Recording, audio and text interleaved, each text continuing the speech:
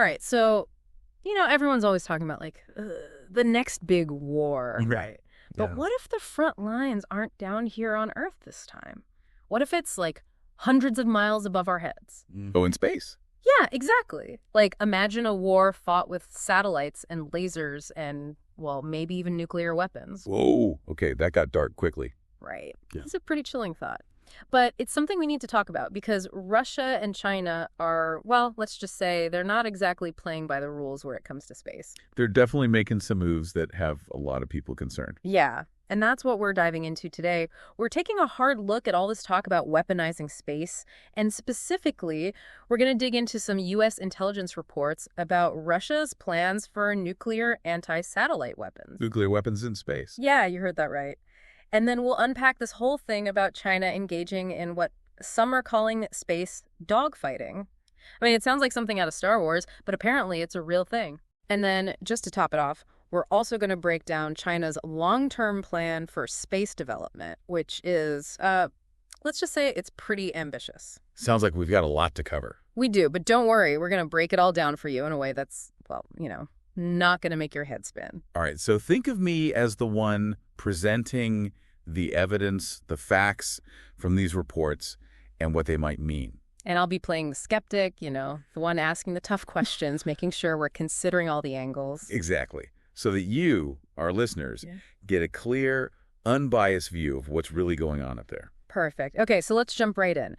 First up, let's talk about these nuclear weapons in space. It seems like Russia and China are both interested in this, but they're going about it in different ways. Right. Two very different approaches. So let's start with Russia.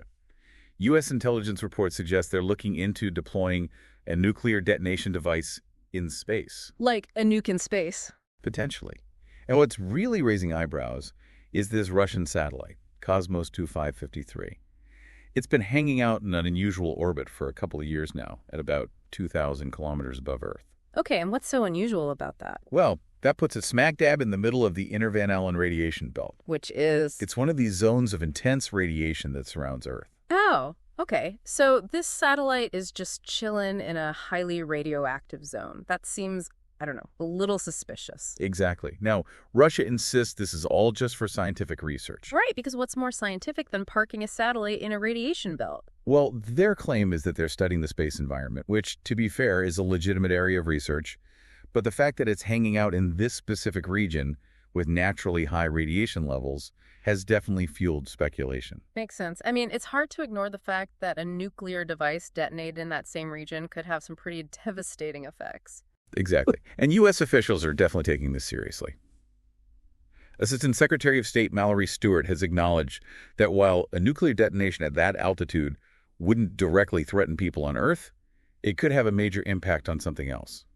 The Van Allen belts themselves. Okay, so what exactly would happen if a nuke went off in the Van Allen belts? What does it even mean to pump them, as you said earlier? So imagine those Van Allen belts as these giant invisible donuts around Earth filled with these super energetic particles, right? A nuclear explosion there would essentially inject a huge amount of extra radiation into these belts. Think of it like dumping a ton of energy drink into a swimming pool. Okay, I'm getting that visual, but how would that affect, us down here, our satellites, our communications? Well, any satellite that happened to be in close proximity to the detonation would likely be fried instantly, like totally destroyed. Ouch. But the more worrying effect is the long-term damage. Long-term. How long are we talking? John Plum, who is the Assistant Secretary of Defense, testified that the effects could linger for at least a year. Imagine a year of increased radiation in those belts. That sounds pretty bad. It would be. Satellites in low Earth orbit, especially the ones in those paths that cross the Van Allen belts regularly, would be bombarded with this extra radiation. It could mess with their electronics, cause malfunctions, shorten their lifespan. And you're talking about satellites we depend on for everything. For everything, yeah. Communications, GPS, weather forecasting, even intelligence gathering. Right. And it's not just theoretical. We actually have a historical example to look at. Oh. Back in 1962, the U.S. conducted a high-altitude nuclear test called Starfish Prime. It wasn't at the same altitude as where this Russian satellite is, but it was high enough to create a massive artificial radiation belt. And what happened? It caused significant damage to several satellites. And get this, the effects lasted for years. Some of the radiation from that test stayed trapped in the Van Allen belts for at least 5 years. So we're talking about potentially long-lasting disruption to critical infrastructure, both in space and on the ground. Okay, so Russia messing with the Van Allen belts, that's definitely something to be concerned about. Now, let's move on to China. You mentioned they're taking a different approach to nuclear weapons, focusing on lower altitudes. Why is that? What's their thinking there? Well, China's military strategists have been studying U.S. military doctrine very closely, and they've identified a key vulnerability: our reliance on space-based information networks. Right, we use satellites for everything. Exactly. And they see that as a weakness they can exploit. They've specifically focused on the OODA loop, which is the observe, orient, decide, act cycle that's at the heart of U.S. military decision-making. The OODA. Yeah, it's all about gathering information, processing it, making decisions, and then taking action as quickly as possible. And for the U.S., a lot of that information comes from satellites. So China's thinking is, if they can disrupt that flow of information, they can slow down our decision-making process, gain an advantage. Precisely. And they seem to believe that lower altitude nuclear detonations could be a way to achieve that. They're not necessarily going for long-term disruption like the Russians might be. They're looking at more targeted, immediate effects. Okay, so walk me through this. How would a lower altitude nuclear detonation affect satellites? Well, first of all, you'd have an intense burst of radiation that could knock out any satellites in direct line of sight of the blast. Then you'd have the creation of this localized artificial radiation belt and a cloud of radioactive debris, both of which would pose a threat to any satellites passing through that area. So it's not just the initial blast, there are lingering effects as well. Right. And there's another important factor to consider: the electromagnetic pulse, or EMP. EMP, I've heard of that. That can fry electronics, right? Yeah, a powerful EMP can overload and damage electronic circuits.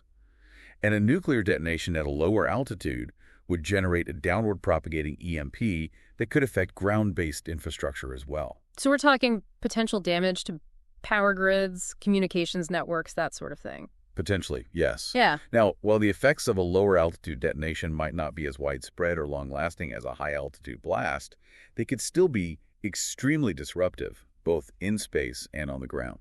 All right, so we've got these two scenarios, both pretty scary.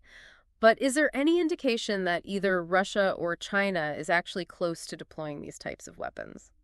It's hard to say for sure, but there are some worrying signs. Mm. After their 20th Party Congress, China's leadership specifically directed their military to develop a strong strategic deterrence force structure.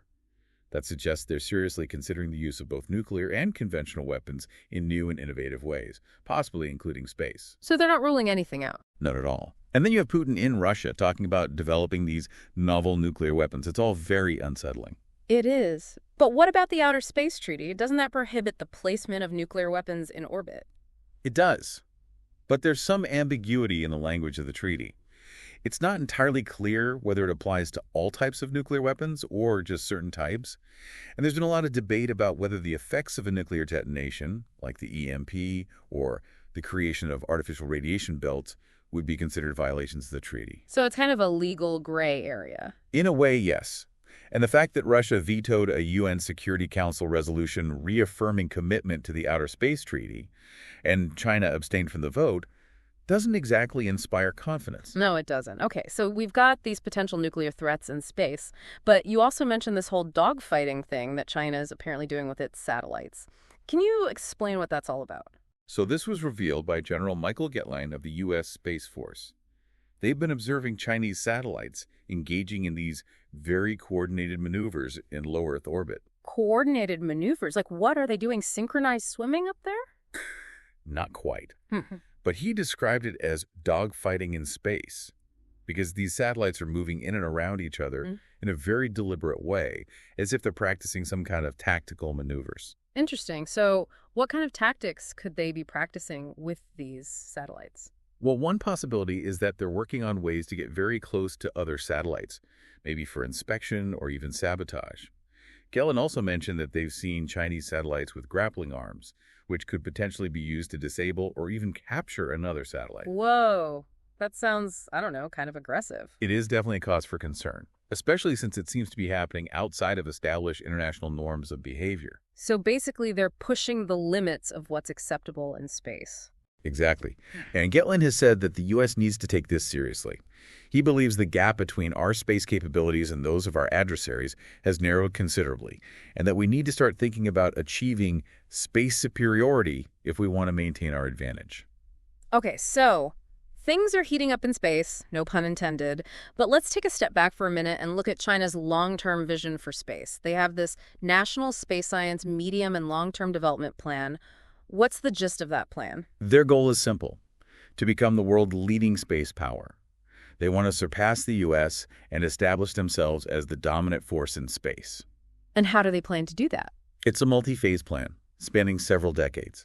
The first phase, which runs from 2023 to 2027, is all about laying the groundwork. They're solidifying their technological capabilities, continuing their robotic exploration of the moon, and developing the expertise they need for manned missions to Mars. Manned missions to Mars. That's ambitious. It is, but they're making progress. They already landed a spacecraft on the far side of the moon and brought back samples with their Change 6 mission. The second phase, from 2028 to 2035, is where things get really interesting. They're aiming for a manned lunar landing and the establishment of a permanent base on the moon. They're also looking to send manned missions to Mars and potentially even bring back Martian samples before NASA does. A permanent base on the moon. What's the strategic value of that? There are a lot of potential benefits. The moon is thought to have significant deposits of helium-3, which could be a valuable fuel source for future fusion reactors. It also provides a good testing ground for deep space technologies and a potential staging point for missions further out into the solar system. I see. So it's about more than just planting a flag and saying they were there first. Exactly. It's about establishing a long-term presence in space, Yeah. and the moon is a logical first step. And then the final phase of their plan. That runs all the way to 2050. By then, they want to be conducting manned missions to other celestial bodies and solidifying their position as the global leader in space science and technology. Wow. That's a pretty bold vision. Yeah. But they're clearly serious about this. They've been investing a lot of money in their space program. Oh, absolutely. They've been steadily increasing their spending on space for decades. Current estimates put their annual budget at around $14 billion. That's a lot of money. It is. But it shows you how committed they are to achieving their goals. And it's something we need to be paying attention to. For sure. So where does this all leave us? We've got Russia and China both making moves that are raising concerns about the future of space. It's a complex situation, and it's changing rapidly. But one thing is clear: space is becoming increasingly militarized, and the stakes are getting higher. Right. So I guess the question is, what can we do about it? Is there any way to prevent this from escalating into a full-blown space arms race? That's the big question. And it's one that we all need to be thinking about. Because the future of space, and potentially the future of humanity, depends on the choices we make now. Absolutely. Well, that's all the time we have for today, but we'd love to hear your thoughts on this. What do you think needs to be done to ensure the peaceful use of space? Let us know in the comments. And if you found this deep dive insightful, be sure to subscribe to the channel and hit the notification bell so you don't miss our next episode. Thanks for listening. See you next time.